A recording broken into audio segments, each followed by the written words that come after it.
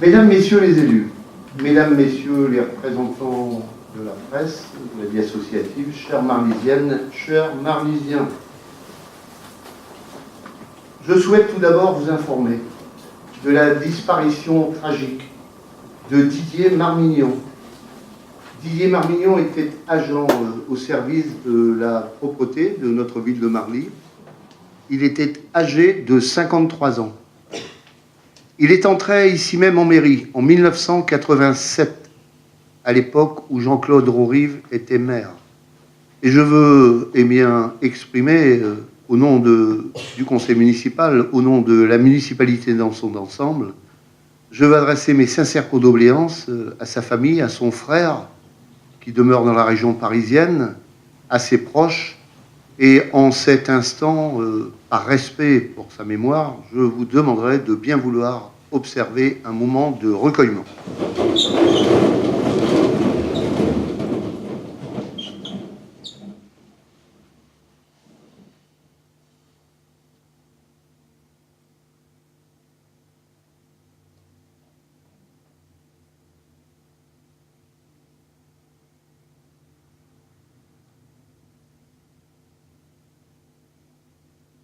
Je vous remercie.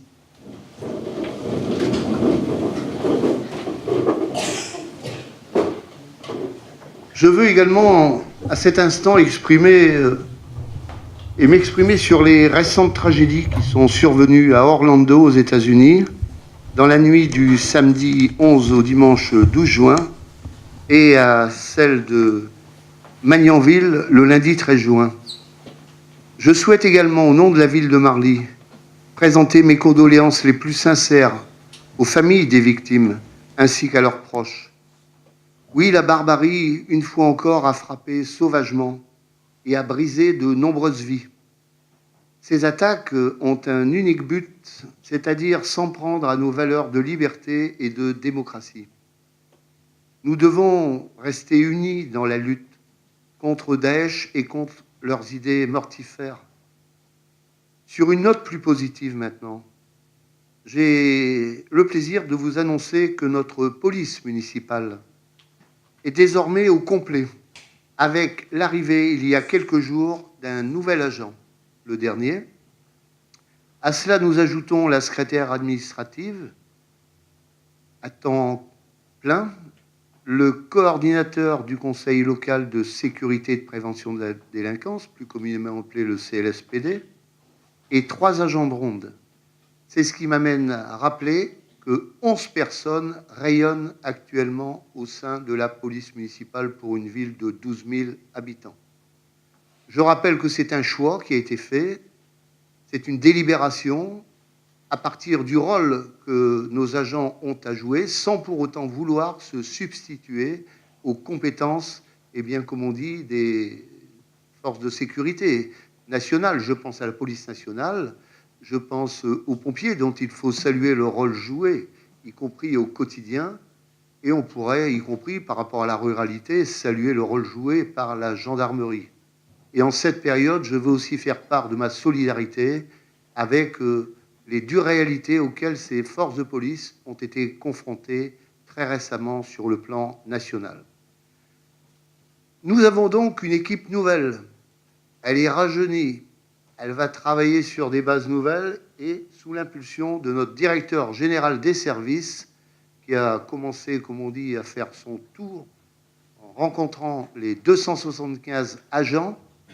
Je me félicite de cette démarche, aller à la rencontre de toutes celles et ceux qui ont pour mission de mettre en œuvre les décisions de notre assemblée municipale, de ses commissions.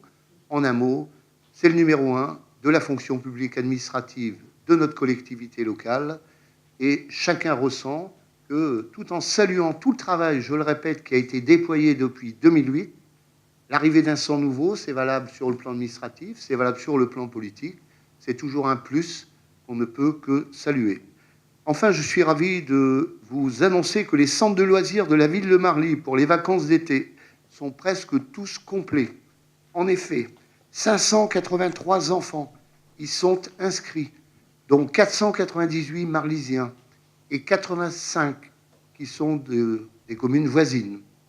En ce qui concerne le lieu d'accueil et de loisirs et de proximité, le LAP, 40 jeunes sont inscrits pour juillet et 2 séjours à Marseille et à Saint-Malo sont prévus de 12 jeunes chacun, notamment pendant la période du mois d'août.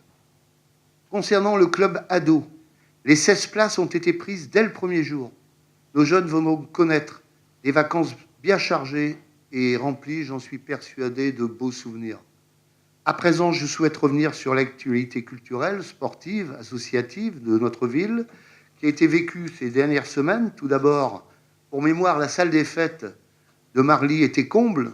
Ce jeudi 2 juin, pour l'avant-première française du film, je cite, Les Hommes d'Argile, en compagnie des acteurs et de l'équipe technique, un véritable moment d'émotion a été vécu par les 350 participants. Nous avons en effet pu découvrir un film magnifique sur le parcours tragique des 950 000 soldats nord-africains, mineurs pour la moitié d'entre eux, enrôlés de force durant la Seconde Guerre mondiale pour venir libérer notre pays, libérer la France de l'occupant nazi. Le vendredi 3 juin 2016, les élus ont assisté au grand gala de danse de Marly en la salle du Mont et le samedi 4 juin 2016 à la soirée cabaret du Liberty Dance. Au total, ce sont ainsi près de 600 personnes qui ont assisté à ces 2 événements célébrant la danse dans notre ville et donc un moment culturel appréciable et apprécié. Le dimanche 5 juin, l'US Marly nous a encore régalé avec la rencontre de l'équipe foot loisirs nationale des Black Stars, qui est composée de joueurs évoluant ou ayant évolué dans les plus grands championnats de première et deuxième division sur le plan européen ou international. Ces professionnels participent en effet à des matchs amicaux, d'exhibition et de gala autour d'une thématique caritative.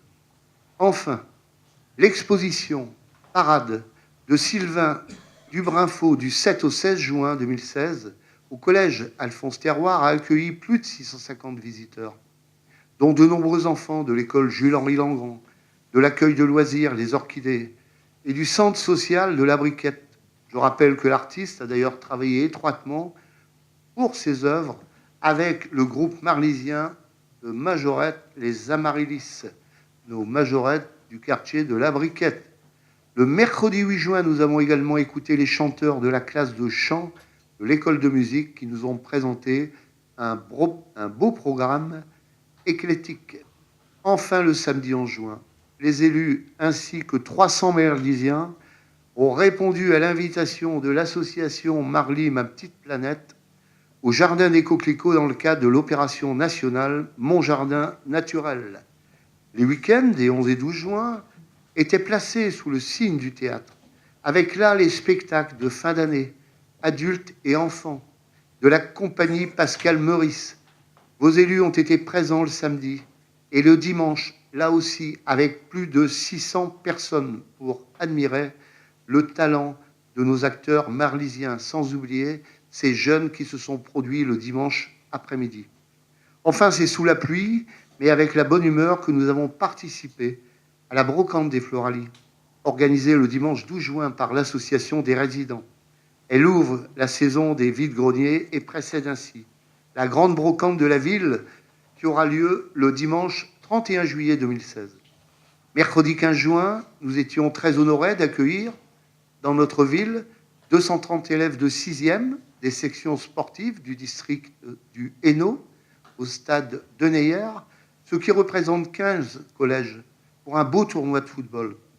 À cette occasion, M. Alain Momolo, adjoint à la jeunesse, au sport et à la vie associative, accompagné de Mme Virginie Melki-Tétini, adjointe aux fêtes, cérémonies et vie des quartiers, ont ainsi procédé à la remise des différents trophées. Comme chaque année, ça a été la traditionnelle fête de la musique, avec ce 18 juin écoulé, une exposition, un concert de guitare à l'école de musique, et le dimanche 19 juin, l'événement qui a marqué toutes celles et ceux qui pouvaient être présents. Nous étions ravis, en effet, de participer à cet après-midi unique en son genre à Marly, autour du thème Les Dimanches alternatifs, organisé par l'association La Famille. qui a réuni ainsi plus de 400 jeunes, des jeunes amateurs et curieux de la musique électronique de tout le Valenciennois. Un après-midi qui, une fois de plus, a démontré que la jeunesse, eh bien, elle est autre que celle que l'on décrit parfois de ci, de là. Elle a cette volonté, cette jeunesse, eh bien, de travailler, de vivre sa vie, de bénéficier d'une bonne formation, de fonder son foyer, de se cultiver, de bénéficier du droit à loisir. Ça a été une belle image et un bel exemple, une fois de plus, que la jeunesse, eh bien, il faut être à ses côtés, il faut lui laisser son autonomie, son indépendance, et à partir de là, aider comme on le peut, sous les formes les plus diverses.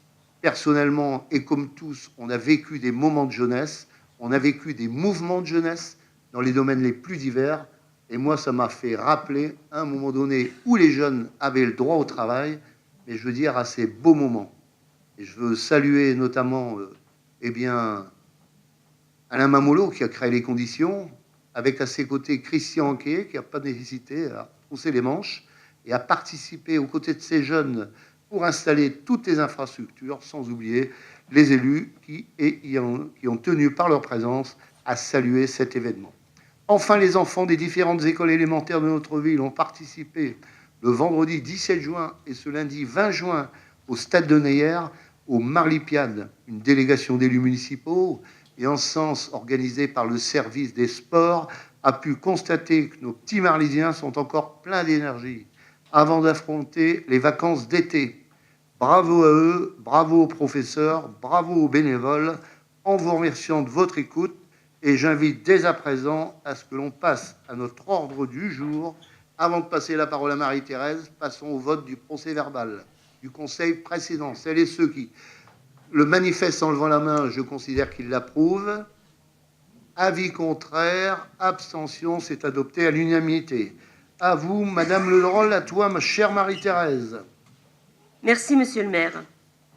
Après s'être fait présenter les différents documents comptables afférents à l'exercice 2015, le compte de gestion dressé par le receveur, accompagné des états de développement de compte de tiers, ainsi que l'état de l'actif, l'état du passif, l'état des restes à recouvrer et l'état des restes à payer. Après s'être assuré que le receveur a repris dans ses écritures le montant de chacun des soldes figurant au bilan de l'exercice 2014, celui de tous les titres de recettes émis et celui de tous les mandats de paiement ordonnancés, et qu'il a procédé à toutes les opérations d'ordre qui lui ont été prescrites de passer dans ses écritures. Considérant l'ensemble des opérations effectuées du 1er janvier au 31 décembre 2015, y compris celles relatives à la journée complémentaire, l'exécution du budget de l'exercice 2015 en ce qui concerne les différentes sections budgétaires et budgets annexes, la comptabilité des valeurs inactives. Il est proposé au conseil municipal d'approuver le compte de gestion de la ville pour l'exercice 2015 établi par monsieur le receveur municipal. Merci Madame Mouret, merci Marie-Thérèse. Y a-t-il des demandes d'intervention sur ce projet de délibération? Aucune main ne se levant, je propose que l'on passe aux voix. C'est les ceux qui sont pour le manifeste en levant la main. Avis contraire, abstention, merci de votre confiance. Et nous passons dans la foulée avec la présentation du compte administratif 2015. Ce compte administratif sera présenté pour des raisons qui lui sont personnelles par, comme chacun le sait, Marie-Thérèse Ouret-Le Drôle, notre première adjointe, et ce, à la demande de notre adjoint aux finances, Didier Caillé, dont je veux remercier le rôle joué avec les services qui l'entourent en matière d'élaboration de budget, de vie et de gestion municipale, avec le sérieux et la rigueur qui sont en permanence au rendez-vous. À toi, Marie-Thérèse. Merci, monsieur le maire. Les documents composant le compte administratif 2015 du budget de la ville sont soumis à l'avis de l'Assemblée délibérante. Leur présentation est strictement conforme aux instructions budgétaires et comptables en vigueur. Ils retracent l'exécution du budget communal de l'année écoulée et font apparaître les résultats à la clôture de l'exercice. Il est proposé au conseil municipal d'approuver le compte administratif de la ville pour l'exercice 2015 du budget primitif. Alors, le compte administratif soumis au conseil municipal du 20 juin 2016 retrace l'exécution du budget de la commune au cours de l'exercice comptable 2015. Ce compte administratif est en concordance avec le compte de gestion établi par le trésorier municipal. C'est un temps fort de la vie d'une commune. Le compte administratif traduit les réalisations menées par la collectivité dans le cadre de ses politiques publiques, tant en fonctionnement qu'en investissement. Il donne ainsi les indications sur la santé financière et sa capacité à financer les investissements futurs. Alors, je ne vais pas reprendre tous les chiffres parce que je vous les avais eus et je pense que vous les avez vus avant le conseil municipal. On va faire simplement l'affectation des résultats 2015. Pour avoir plus de clarté, vous voyez, il y a la synthèse. Les résultats de fonctionnement à affecter, 2 146 972,50 €. Compte tenu du besoin de financement en investissement, il convient donc d'affecter le résultat de fonctionnement 2015 comme suit. Couverture du besoin de financement en investissement, recettes sur le compte 1068, soit 385 868,20 €, et l'excédent reporté en section de fonctionnement, le recette chapitre 002, pour 1 761 104,30 €. Voilà, monsieur le maire.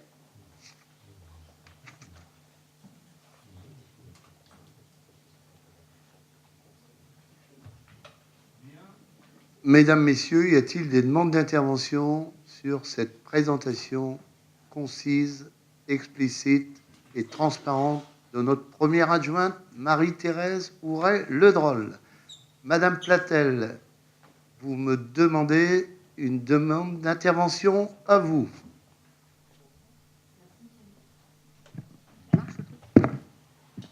Merci, monsieur le maire.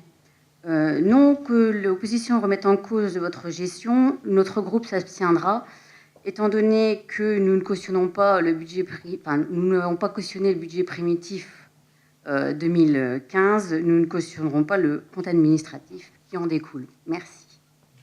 Nous prenons acte de votre position, bien entendu, que nous respectons. Je propose que Marie-Thérèse préside la séance. Je m'abstiens, je vais dans le couloir. Et vous pouvez parler, vous.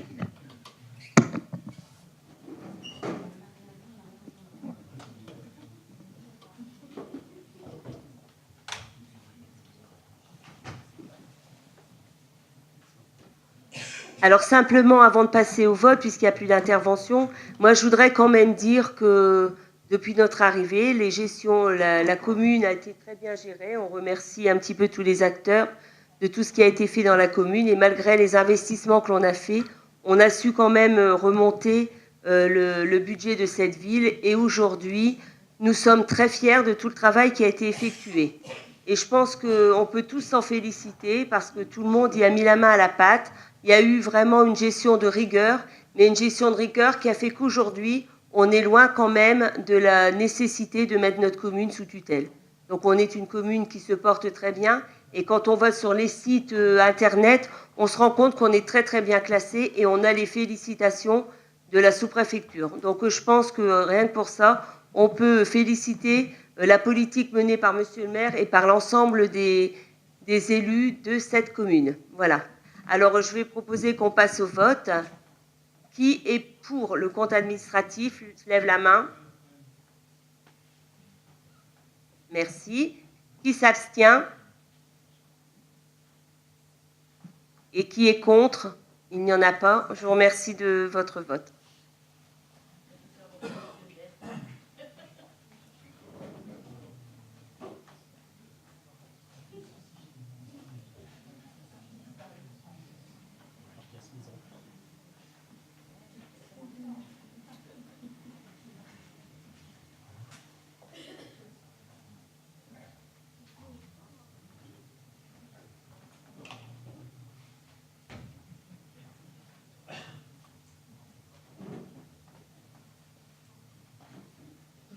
Monsieur le maire, le compte administratif a été approuvé à la majorité. avec l'abstention.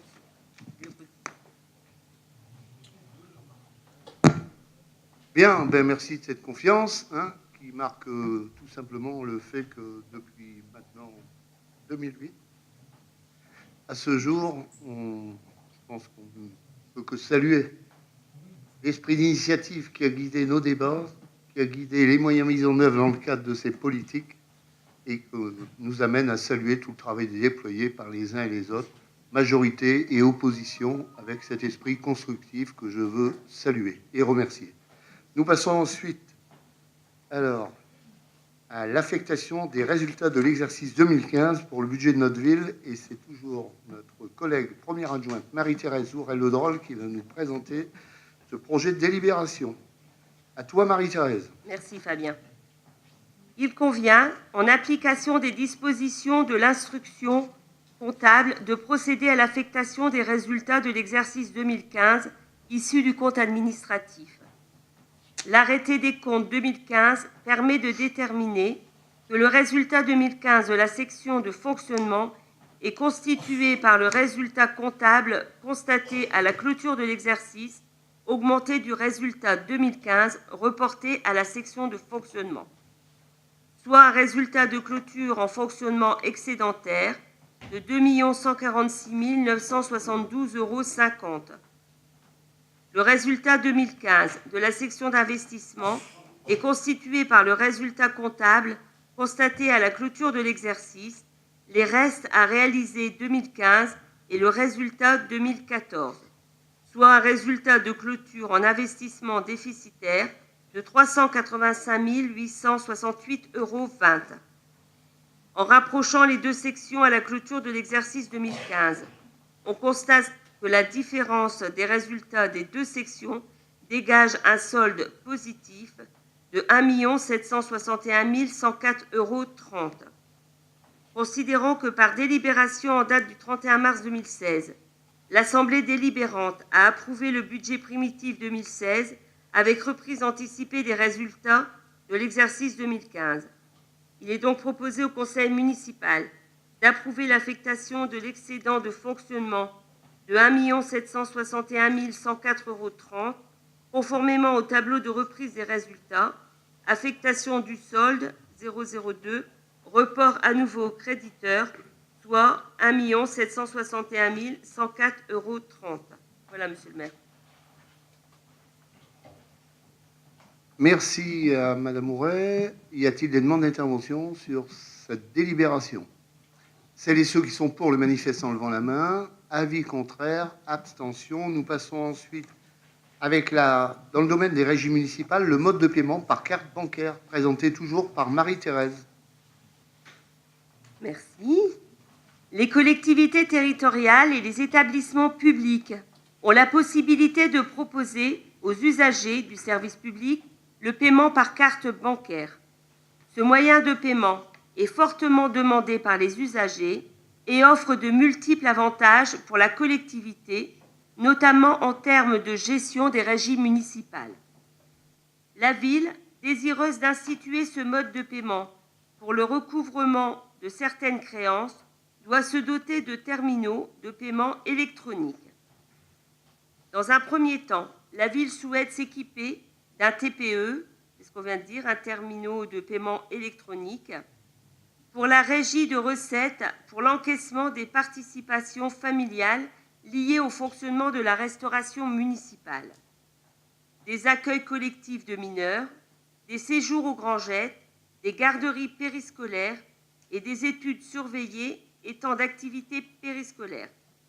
À l'avenir, d'autres régies seront également susceptibles d'être dotées de terminaux afin de bénéficier de ce mode de paiement.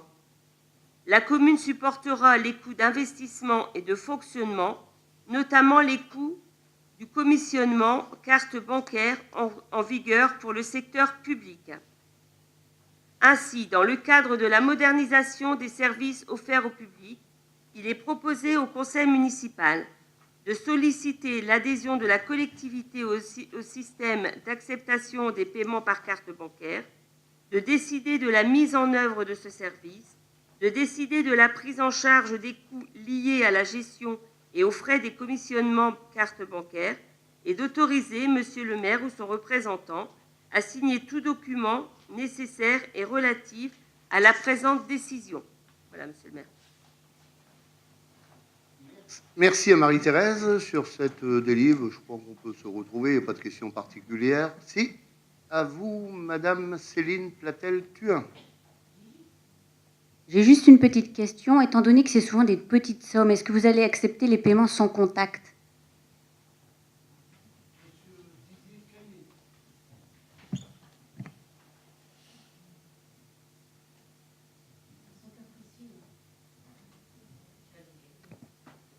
Oui, donc nous nous sommes renseignés auprès de la perception et ils nous imposent presque le paiement sans contact. Hein, donc je peux vous donner aussi comme complément d'information au niveau du coût d'un terminal, c'est une location sur 48 mois. Cette location se chiffre à 32 € par mois, plus 6 € de frais d'entretien. Par contre, au niveau des commissions, donc sur chaque transaction, on a une commission de 0,25% avec les frais de 0,05 € par transaction. Pour toutes les transactions inférieures à 15 €, le pourcentage est de 0,20% de la transaction et le montant des frais de 0,03 € de la transaction. Donc, on a tout intérêt, aussi bien pour nous, communes, que pour les habitants qui vont pouvoir payer par carte, à s'équiper de ce terminal.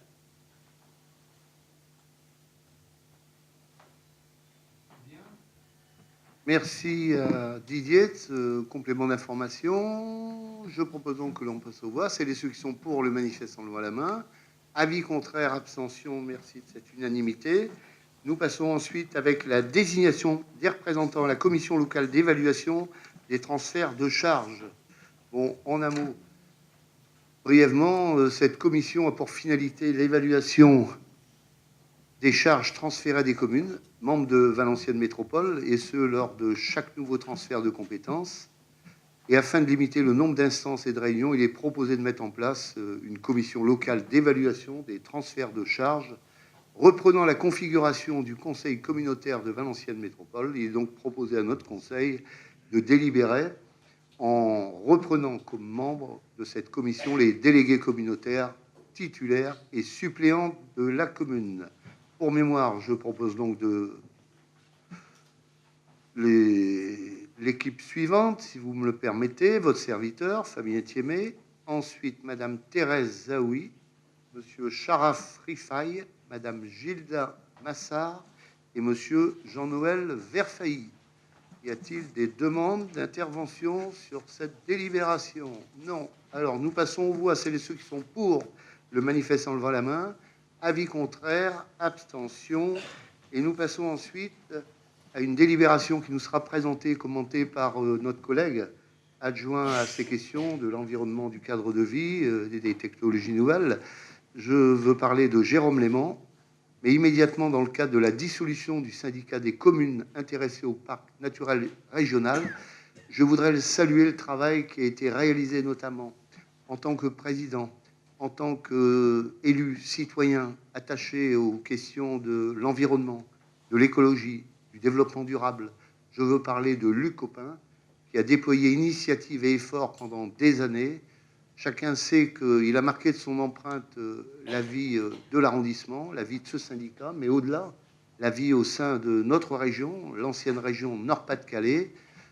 Tous connaissons l'attachement de Luc à ces questions d'avenir, et il fait partie de cette diversité que je qualifie de riche, d'enthousiasme, et puis un élu qui, dans le domaine, eh bien, je tiens à le saluer, d'autant qu'il a été maire de ma ville natale, hein, Fresnes-sur-Escaut, et j'ai pu noter, et on peut tous noter, combien cette ville s'est aussi transformée d'un point de vue d'aménagement du territoire, qui sont des questions étroitement liées à ses valeurs. Jérôme, je te passe bien volontiers la parole sur cette délibération qui va nous rassurer pour l'avenir. Merci, monsieur le maire. Oui, donc, monsieur le maire, en fait, vous avez parlé de Lucopain et je suis en fait aussi heureux en fait de voir que on puisse parler en fait de cette personne avec laquelle j'ai travaillé quand même pendant 14 ans et qui est effectivement quelqu'un qui a transformé sa ville et qui aussi a été président du syndicat des communes intéressées pendant là jusqu'à maintenant. Ce syndicat va être dissous puisque l'État demande à ce que en fait il y ait de moins en fait de syndicats et que en fait ça puisse être peut-être un peu plus efficace en termes de en termes de fonctionnement, sauf qu'on avait délibéré il y a quelque temps pour rejeter cette dissolution, dans le sens où le syndicat des communes intéressées était dissous sans aucune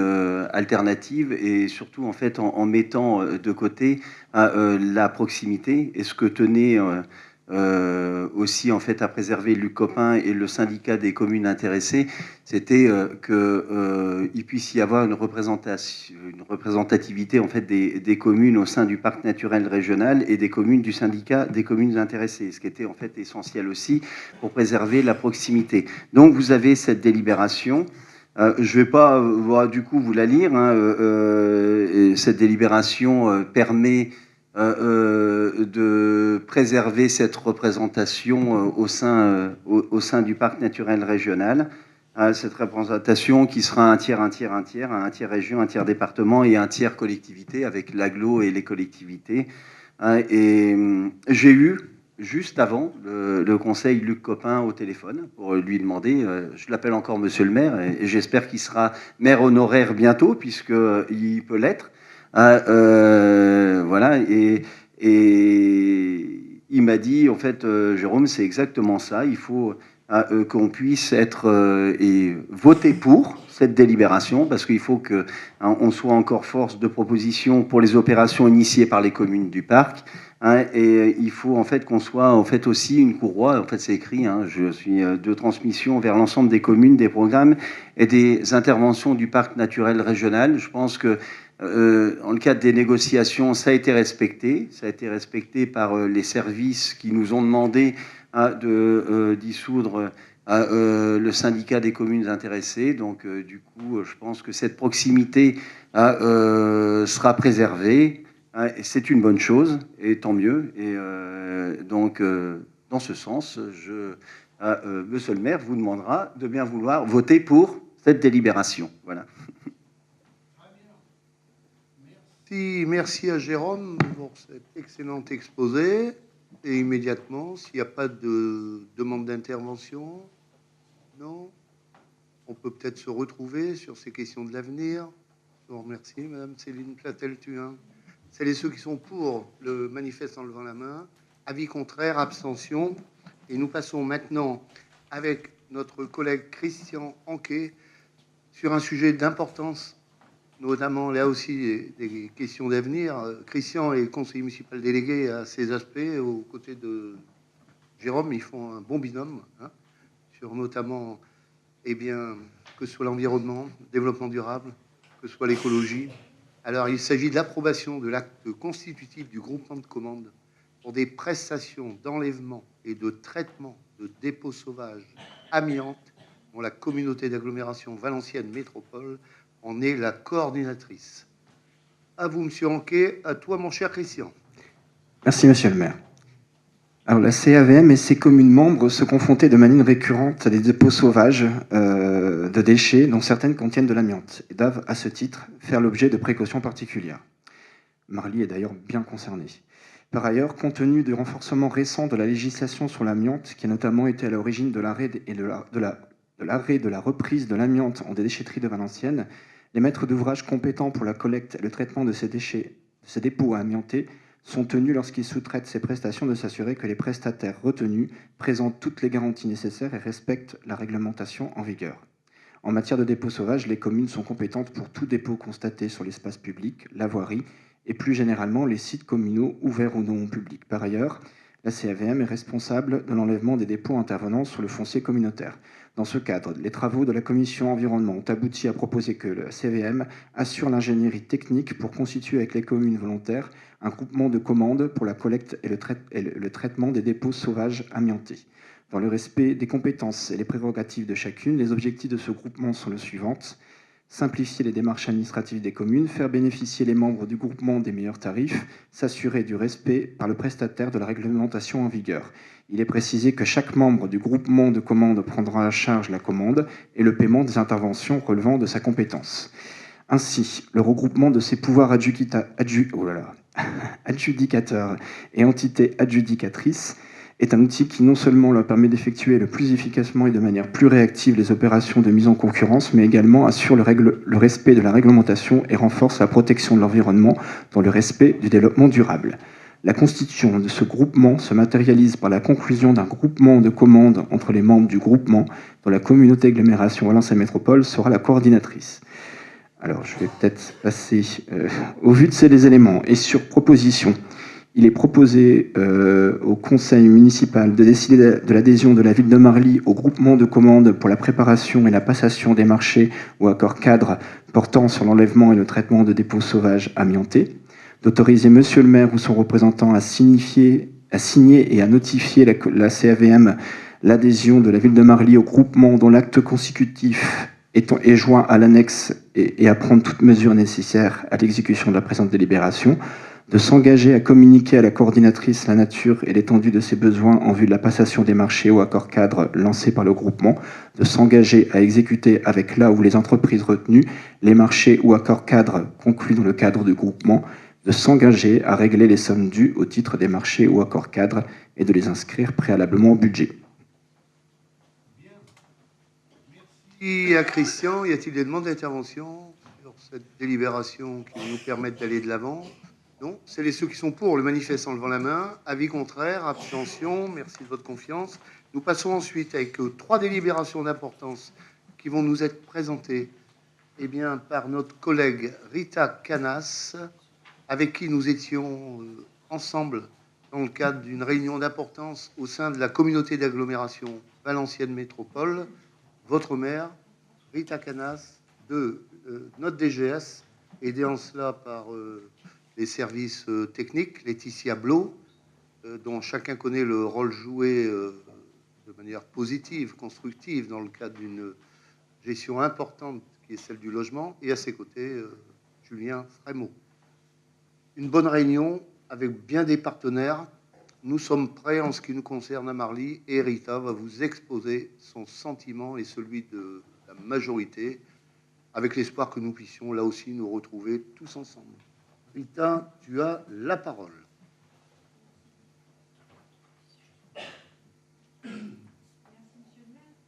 La première délibération qui est soumise au conseil municipal aujourd'hui est la convention opérationnelle entre l'établissement public foncier EPF, la communauté d'agglo de Valenciennes Métropole et la commune de Marly, NPNRU, sur le quartier de la Briquette particulièrement. Donc, l'établissement public foncier Nord-Pas-de-Calais a mis en œuvre un programme pluriannuel d'intervention 2015-2019 et à ce titre, une convention cadre a été signée entre l'EPF et la communauté d'agglo de Valenciennes Métropole. Dans cette convention cadre, il a été défini la mise en œuvre de l'intervention foncière et technique de l'EPF en référence aux documents d'orientation stratégique de la communauté d'agglo. Les opérations qui sont mentionnées dans la convention cadre s'inscrivent obligatoirement dans l'un des 3 axes thématiques ou l'un des 2 fonds spécifiques inscrits au programme pluriannuel d'intervention 2015-2019. Donc l'axe 1, le foncier de l'habitat et le logement social, l'axe 2, le foncier et l'immobilier industriel et de services, et les grands projets régionaux, axe 3, le foncier de la biodiversité et des risques, ainsi que le fonds pour la constitution du gisement de renouvellement urbain et le fonds d'intervention exceptionnelle sur l'immobilier d'entreprise.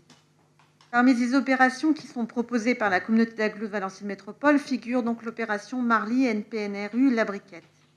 Par délibération donc en date du 10 avril 2015, la communauté d'agglo de Valenciennes Métropole avait déclaré d'intérêt communautaire les 4 projets qui ont été retenus dans le cadre du nouveau programme national de renouvellement urbain sur les communes d'Anzin, Condé-sur-Escoubs, Marly et Valenciennes. Les quartiers identifiés feront l'objet jusqu'à fin 2017 d'études de définition de projets en vue de mettre en place des conventions financières destinées à déterminer les programmes d'intervention et le montant des participations des différents partenaires en rue, région, CAVM et villes concernées. Parmi les quartiers repérés se trouve le quartier de la Briquette à Marly, nous le savons tous, qui a été reconnu d'intérêt régional sous l'ancienne mandature de l'ancienne région Nord-Pas-de-Calais et situé à l'entrée sud de l'agglomération depuis l'autoroute A2. Ce quartier, bien que desservi par le tramway, reste aujourd'hui très enclavé par la présence de l'autoroute et de grands équipements de loisirs et de fonciers privés. Dans ce contexte, le foncier situé à l'interface entre le tramway et l'avenue Paul Vaillant-Couturier a été identifié en secteur prioritaire au protocole de préfiguration NP-NRU. Il représente en effet un intérêt stratégique en vue de créer de nouvelles connexions depuis et vers le quartier de la Briquette, qualifier l'entrée depuis la rue de Champagne au nord et assurer un lien de qualité entre les équipements de loisirs et les secteurs d'habitation. À ce titre, il vous a été ajouté au conseil municipal de ce soir une annexe, l'extrait cadastral, qui reprend les termes mêmes de le périmètre d'intervention de l'EPF. Sans attendre donc dans la fin des études programmatiques, la CAVM et la commune de Marly ont sollicité l'EPF pour qu'il puisse se porter acquéreur du foncier au sein du secteur prioritaire au gré des mutations observées. Les sites d'un équipement de loisirs aujourd'hui à l'abandon et d'une moyenne surface commerciale sont d'ores et déjà identifiés comme stratégiques.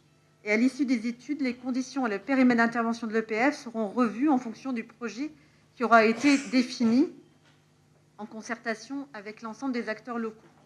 Afin d'assurer sa mise en œuvre, une convention opérationnelle doit être passée entre EPF et la ville de Marly, arrêtant les conditions de réalisation de l'opération, la négociation, l'acquisition et le portage foncier par l'EPF, la gestion des biens par l'EPF et ou la commune, la réalisation des travaux de déconstruction et de traitement des sources de pollution concentrés par l'EPF pendant la durée du portage, la réalisation des travaux de finalisation par l'EPF, la participation financière de la commune aux travaux de finalisation et la cession des biens acquis par l'EPF à la commune ou à un tiers qui sera désigné par la commune.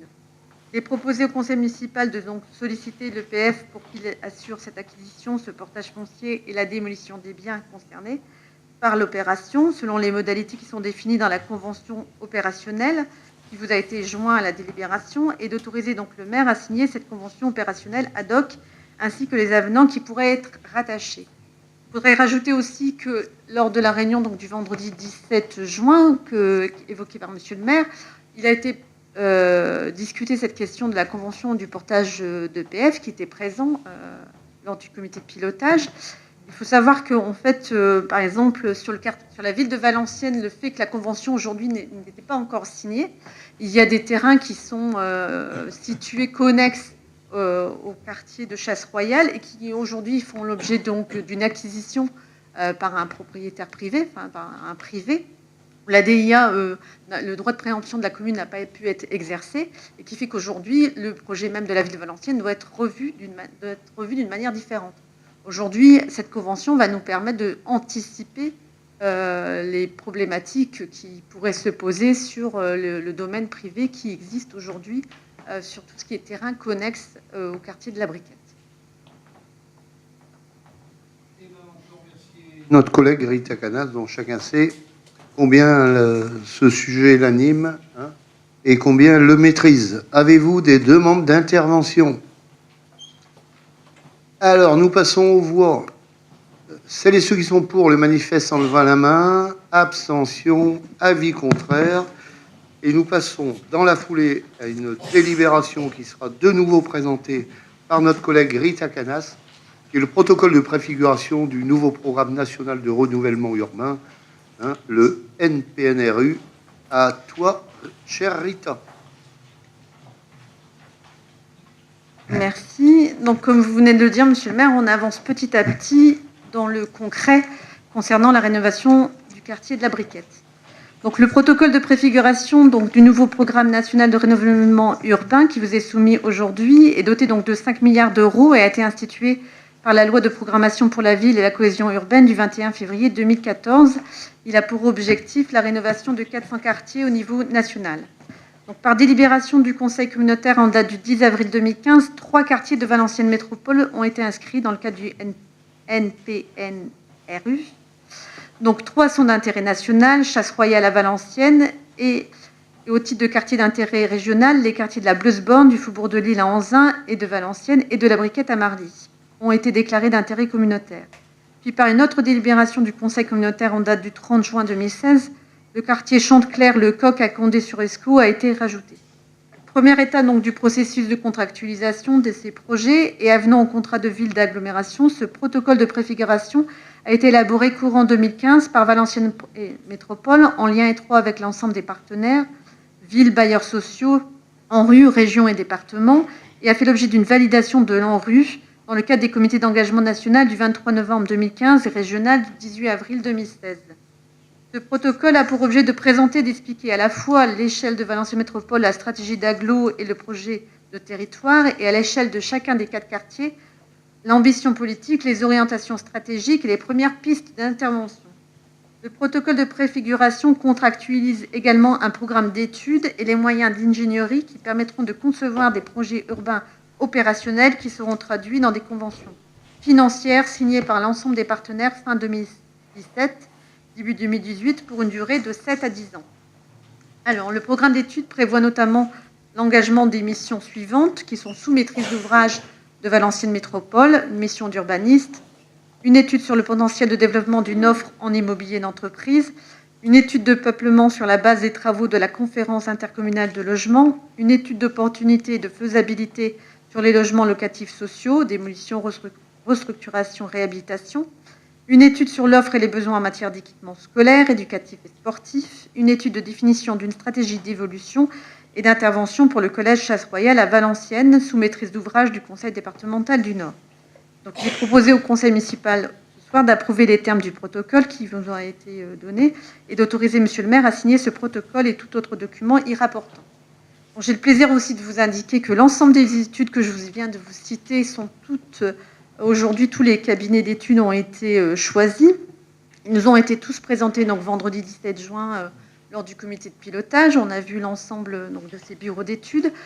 Mis à part l'étude de définition sur Chasse Royale qui nous concerne peu, l'ensemble des autres études aujourd'hui vont être menées pour à partir du 1er juillet, le commencement de leur étude.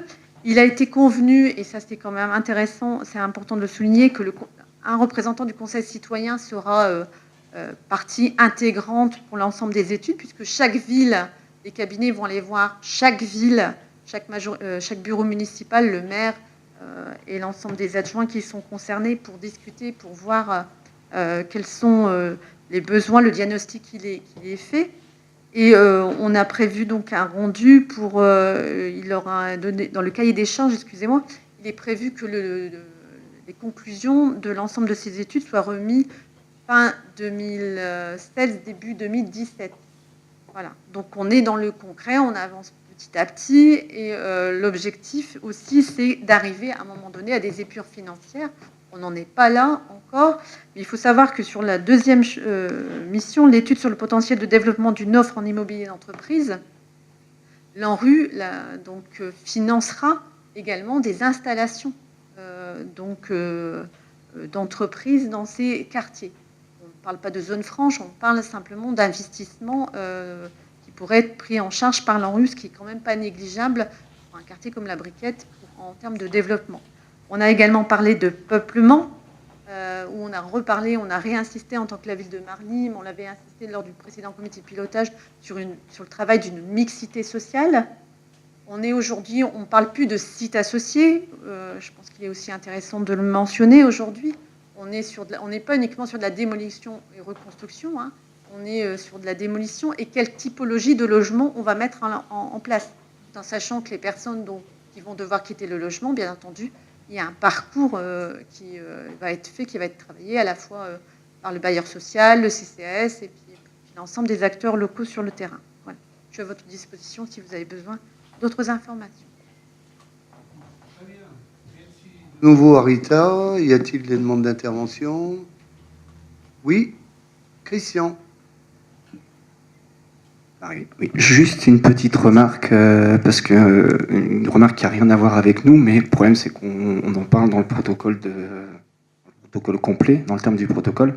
Juste parce que j'ai été alerté à titre personnel sur un des points, sur le collège Chasse Royale. Donc ça n'a rien à voir parce que c'est bon, c'est bien à Valenciennes, mais on parle du protocole entier, donc c'est embêtant. Parce qu'apparemment, il y a une étude qui avait déjà été menée, la même, et ce qui fait que ça retarde apparemment les travaux qui avaient été programmés pour ce collège.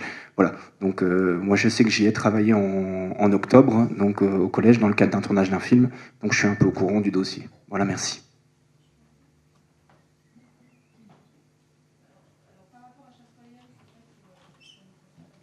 Il a été évoqué, puisque c'est la ville de Valenciennes aussi, qui est un acteur majeur, hein, mais qui est très très sensibilisé par rapport à ça, qui a interpellé donc le conseil départemental. Il faut savoir que sous l'ancien exécutif du conseil départemental, hein, du département du Nord à l'époque, il y avait déjà eu une étude qui avait été faite sur la rénovation de ce collège. Aujourd'hui, il y a une grande question qui se pose, on n'en est pas là aujourd'hui, on ne peut pas en débattre au conseil municipal, mais il y a une question qui se pose au niveau des effectifs de ce collège. Ils sont en baisse. Il y a une désaffection apparemment au niveau des effectifs constatée par l'éducation nationale. Et donc il y a toute une discussion aujourd'hui entre l'éducation nationale qui est faite et la ville de Valenciennes. Les services du conseil départemental sont aujourd'hui en train de travailler. Ils ont mandaté une étude eux-mêmes par rapport à la rénovation de ce bâtiment. Aujourd'hui, on est dans des grandes discussions par rapport à ça, quoi. Donc, sur les effectifs surtout, quoi. Faire un bâtiment, c'est beau, mais s'il est vide... ça pose problème, ça interpelle, quoi. Ce que je peux comprendre. Hein. Donc aujourd'hui, enfin, c'est pour l'ambiance générale, ça a été dit aussi, notamment par le vice-président de l'agglo, Jean-Marcel Grandame, c'est de faire en sorte que cette étude n'entrave pas le projet, la démarche collective. On avance tous du même pas, ce qui est quand même intéressant pour nous, notamment de Marly, puisque nous, auparavant, si on reprend toute l'histoire, on voyait les trains passer et on n'y arrivait pas.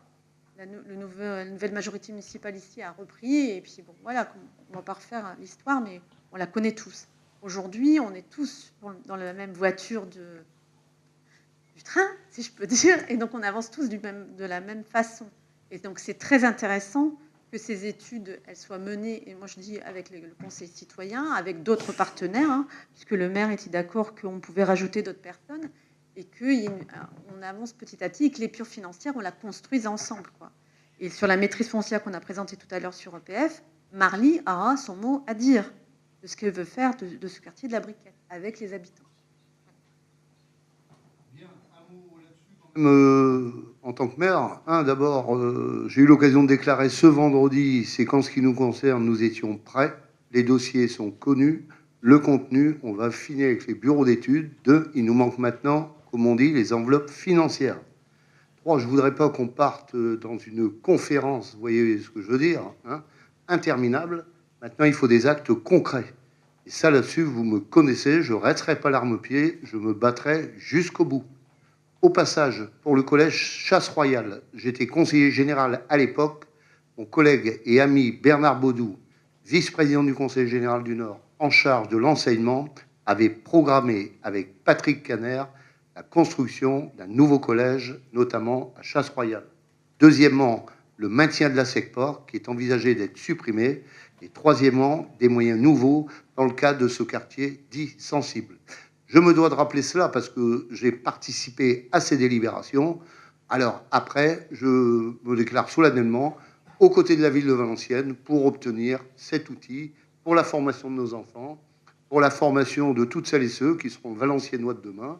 Je pense qu'on a intérêt à donner la main dans notre diversité, hein, pour faire en sorte que le département, plutôt que de régresser du point de vue de ses politiques, prenne en compte des besoins urgents qui s'imposent. Il en est de même, je le rappelle, pour ces politiques de rénovation urbaine. Hein. Elle a très bien rappelé, Rita, 1, il y a le logement, mais à côté de ça, il y a l'économique. 3, il y a le commerce.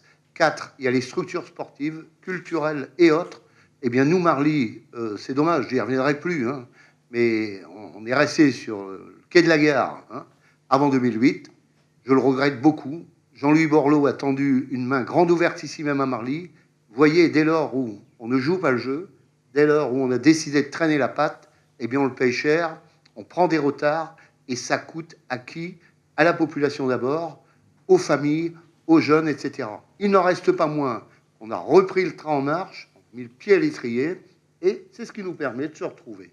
Et en ce sens, je veux remercier toutes celles et ceux, les partenaires, qui, disons, favorisent ce dossier de Marly. C'est pas avoir l'esprit de chapelle, hein. On est là pour défendre les intérêts de notre population dans le cadre d'une démarche globale. Et je remercie l'AGLO pour, disons, être à nos côtés dans ce cadre. Mais j'invite aussi le département à ne pas faire marche arrière sur ces politiques qui touchent notamment à la rénovation urbaine et encore plus la région. Parce qu'il y a des délibres qui se prennent en ce moment qui sont quand même préoccupants. Hein.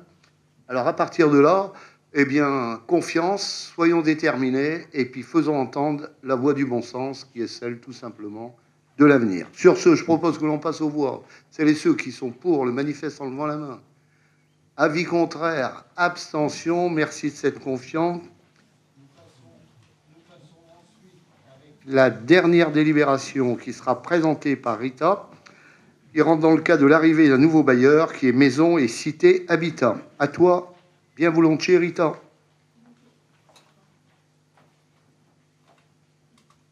J'ai présenté donc ce soir un avenant donc au contrat de ville 2015-2020. Donc le contrat de ville instauré par la loi du 21 février 2014 de programmation pour la ville et la cohésion urbaine constitue donc le cadre légal, contractuel et opérationnel destiné à soutenir tous les projets en faveur des quartiers en politique de la ville et leurs habitants. C'est donc un outil au service du projet territorial de cohésion sociale de Valenciennes Métropole qui a été élaboré de façon partenariale. Par délibération du 10 juin 2015, le conseil municipal avait autorisé monsieur le maire à signer ce contrat de ville avec l'ensemble des partenaires qui figuraient dans ce contrat de ville. Donc je vous épargne toute la liste, vous l'avez dans la délibération. Aujourd'hui, Maison et Cité Habitat, qui est une entité juridique distincte des Maisons et Cités SOGINORPA, souhaite adhérer au contrat de ville et le comité de pilotage du contrat de ville a validé son intégration. Il est nécessaire donc de procéder à un avenant numéro 1 au contrat de ville et donc il est proposé aujourd'hui au conseil municipal d'autoriser le maire à signer l'avenant numéro 1 du contrat de ville 2015-2020 relatif à l'ajout d'un signataire au contrat de ville Maison Cité Habitat. Je propose que s'il n'y a pas de demande d'intervention, nous passons aux voix. C'est ceux qui sont pour le manifeste en levant la main. Avis contraire, abstention. Nous passons ensuite avec la dotation de solidarité urbaine et de cohésion sociale pour l'exercice 2015 que je vous présente bien volontiers, en rappelant que la politique de la ville, elle s'est enrichie dès 1991 d'un volet fiscal qui a été fondé sur un système de péréquation des ressources entre les communes en créant au sein de l'enveloppe réservée à la DGF, la dotation donc globale de fonctionnement, eh bien une dotation de solidarité urbaine plus communément appelée la DSU. Ce système de péréquation vise à essayer de niveler les inégalités territoriales dues aux fortes disparités de ressources et dans le même temps tant fiscales que budgétaires et à assurer une plus grande équité entre les citoyens. En 2005, la DSU a été réformée pour devenir la dotation de solidarité urbaine et de cohésion sociale. Elle vise surtout à accroître l'enveloppe globale de la DSU et à la concentrer sur les communes prioritaires en termes de politique de la ville, c'est-à-dire titulaires de zones urbaines sensibles, sans modifier pour autant les critères internes de répartition. Alors, notre ville de Marly a perçu, pour mémoire, en 2015, la somme de 1 075 000 euros, 75 767, et la loi du 18 janvier 2005 nous oblige, bien entendu, à présenter un bilan des actions menées avec cette somme, ce que nous faisons aujourd'hui dans le cadre de cette délibération qui est soumise à notre approbation. Un petit mot quand même. Il faut savoir que dès lors on me dit la DSU elle va augmenter, c'est parce qu'il y a plus de pauvreté. Je tiens aussi à le rappeler, parce qu'on peut parfois se faire, comme on dit, tromper par les chiffres. Alors il vaut mieux que ça augmente dans le contexte, parce que ça pourrait ne pas bouger, mais il n'en reste pas moins que ce n'est pas un signe de force sur le plan économique et social, mais un signe d'accroissement des difficultés de vie et des critères économiques et sociaux. Pour être très clair, sur cet aspect, je me devais de préciser, à cet instant, cet aspect des choses. Sur ce, s'il n'y a pas de demande d'intervention, on passe aux voix. Oui, mademoiselle Canas, Rita. une simple observation, une remarque, pardon, peut-être c'est mieux le terme, du groupe socialiste. Vous savez, à l'heure aujourd'hui, on a un discours récurrent de baisse des dotations de l'État. Je voudrais quand même vous faire constater avec mes collègues, enfin à l'ensemble, quand je dis vous, c'est l'ensemble du conseil municipal et aux personnes présentes, c'est que la DSU, elle n'a jamais baissé depuis 2012 et qu'elle a été augmentée même sur le prochain budget qui a été voté dernièrement. Et donc c'est vrai qu'on voit qu'il y a une augmentation des conditions de vie, enfin un accroissement sur les critères sociaux, de difficultés sociales. Moi, je pense aussi que quand on parle de solidarité et d'équité à Paris et qu'on calcule cette dotation de solidarité urbaine, elle a un sens. Et donc, quand je vois je peux terminer, monsieur le maire. Quand je vois les projets de loi aujourd'hui au Sénat qui sont déposés par les sénateurs républicains et même apparentés, je suis plutôt inquiète. Parce que je me demande comment on fera notre budget si demain, il deviendrait majoritaire au niveau national. Merci. Compléter l'intervention de Rita, je donne un seul chiffre. J'ai eu l'occasion de le dire à maintes reprises. Pour les 3 années en cours, quand on fait l'addition des ressources nouvelles supplémentaires et quand on fait l'addition à côté, en parallèle, des dépenses supplémentaires, il y aura un manque à gagner sur 3 ans de près d'1 100 000 € pour notre ville de Marly. 1 100 000 €. Voilà aussi ce que je voulais verser au débat. Alors sur ce, je propose que l'on passe aux voix sur cette délibération. C'est ceux qui sont pour le manifeste en levant la main. Avis contraire, abstention, je vous remercie. Et nous passons dans la foulée avec une subvention exceptionnelle qui va être proposée par la suite par notre collègue Alain Mamoulot. Mais je voudrais dès à présent quand même donner aussi mon opinion sur le rôle qui est joué par Marly, ma petite planète.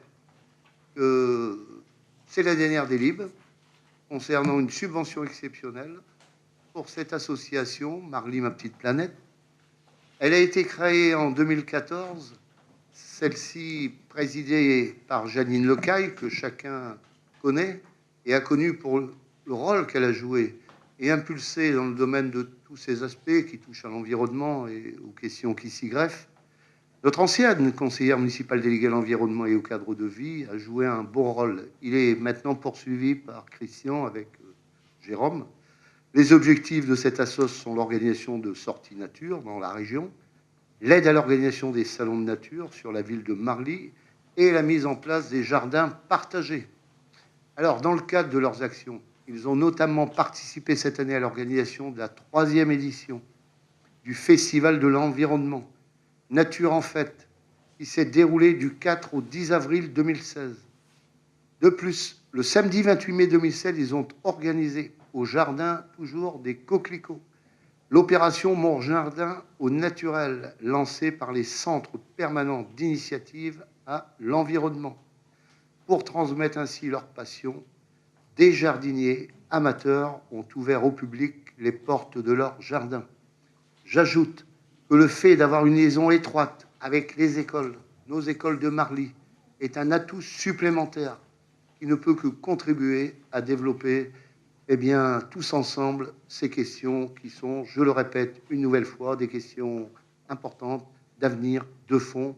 Travaillons avec les enfants, travaillons avec les jeunes, les collèges, les lycées. Et puis, moi, je veux saluer, en conclusion, ce beau rôle joué par Marly, ma petite planète. Alain, à toi, pour être très pragmatique et annoncer l'oseille. Merci, monsieur le maire.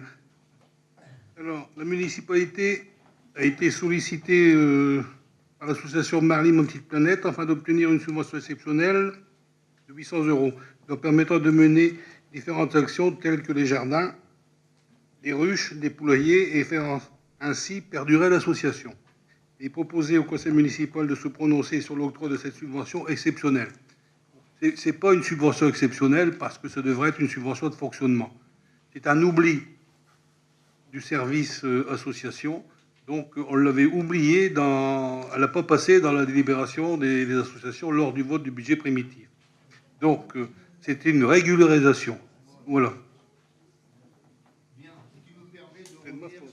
Qui nous permet de revenir sur les valeurs, notamment que recouvre cette association Marly, ma petite planète. Sur ce, je n'ai pas oublié, je cède. On doit voter la subvention, sinon on va devoir leur faire repasser une troisième fois.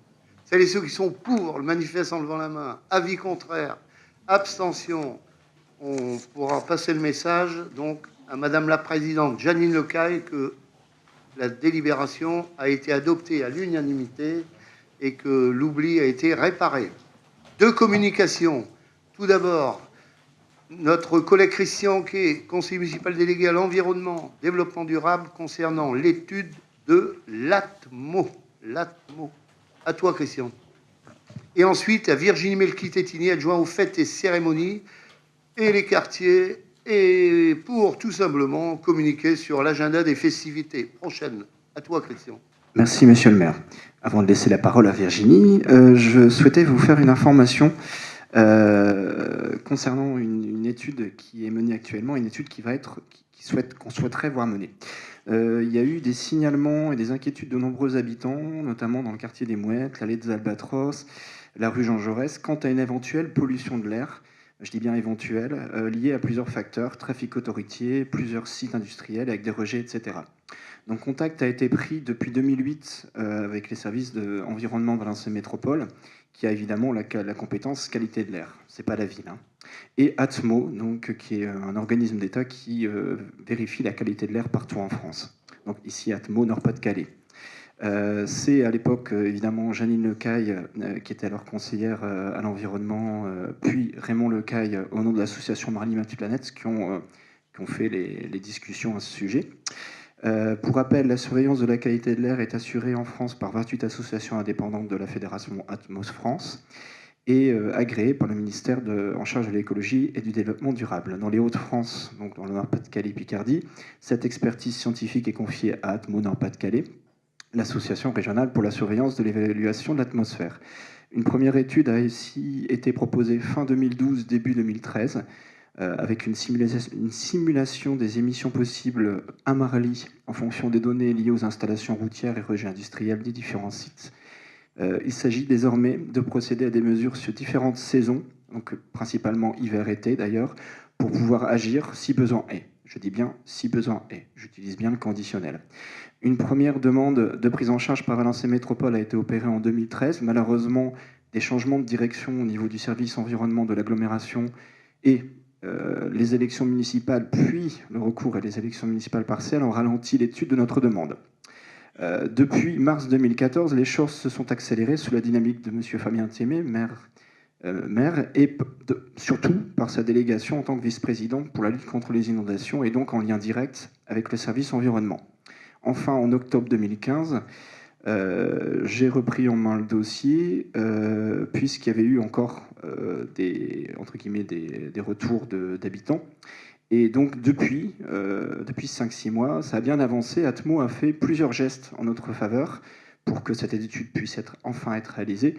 Et elle a pris en charge depuis progressivement 75% du montant de cette étude, donc qui sera menée.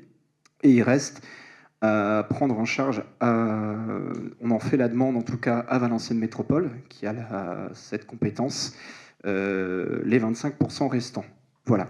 Donc c'est une première phase qui devrait démarrer en octobre 2016. Donc si vous pouviez d'ailleurs relayer à M. Raffaï s'il peut appuyer notre demande que M. le maire a envoyée au président de Valenciennes Métropole, voilà, ce sera pas de trop. Voilà. Et ensuite, il faudra peut-être envisager une éventuelle phase 2, mais ça, on en rediscutera par la suite, pour affiner un petit peu si problème il y avait. Évidemment, on souhaite qu'il n'y ait aucun problème. Alors, bonne nouvelle, en attendant, parce que évidemment, en attendant que ça puisse se mettre en place, nous l'espérons en octobre, nous avons été retenus par Atmo, qui est soucieux de nos possibles problèmes, pour faire l'objet d'une étude expérimentale sur la contamination de l'air ambiant par les perturbateurs endocriniens, et dont ça a commencé le 12 mai, donc déjà. Justement, on a choisi un lieu extérieur et intérieur proche, qui est l'école URE Saint-Nicolas. Voilà. Et ça, c'est financé par la région Hauts-de-France. Voilà. Et on a été une des 5 villes en tant que site industriel choisi en région. C'est un projet d'étude des teneurs en perturbateurs endocriniens dans l'atmosphère et le site d'échantillonnage sélectionné à la fois en air extérieur et air intérieur, comme je le disais, à l'école Huret-Saint-Nicolas. Les prélèvements seront effectués sur 4 périodes de l'année, donc les 4 saisons. Ça a commencé ici au printemps. 3 prélèvements de 15 jours seront effectués par saison, soit 6 semaines à chaque fois. Donc là, on est encore dedans. Et l'information d'aujourd'hui, pour vous informer que cette étude a commencé le 10 mai, les résultats nous parviendront dans plus d'1 an. Enfin, a priori, à partir de septembre-octobre 2016, comme je vous disais, en relation avec Atmo et Valenciennes Métropole, nous informerons tout d'abord les habitants de la réalisation de cette campagne, présenter ses objectifs, les collaborations mises en œuvre et les échanges à prévoir. Voilà, donc je vous tiendrai de toute façon au courant de l'évolution de ce dossier qualité de l'air. Voilà. Merci, monsieur le maire. Merci, Christian, pour cet investissement précieux et qui va nous permettre d'aller de l'avant sur ce dossier que je soutiens, que je soutiendrai de nouveau, et j'ai confiance pour qu'on se retrouve, bien entendu, avec Jean-Noël Verfeuilly sur la nécessité d'obtenir de notre agglo les moyens qui s'imposent. Merci. En conclusion, dernière communication, Madame Virginie Melki-Tétini, sur les festivités qui viennent de se dérouler et surtout les festivités d'avenir. À toi, Virginie. Merci, monsieur le maire. Donc effectivement, après des semaines bien remplies et riches en cérémonies, festivités, animations sportives, musicales sur notre commune, donc nous continuons dans notre lancée et nous vous invitons à venir fêter les 2 ans du marché dominical ce dimanche 26 juin, où vous pourrez, en présence de Maureen Souk, instructeur, profiter de séances de Zumba à partir de 9h30, ainsi que plein d'autres surprises sur ce marché. Donc, arrive à grands pas également le 13 juillet, où aura lieu à partir de 15h30 donc sur la place Gabriel Péry, diverses animations, dont des châteaux gonflables et autres surprises.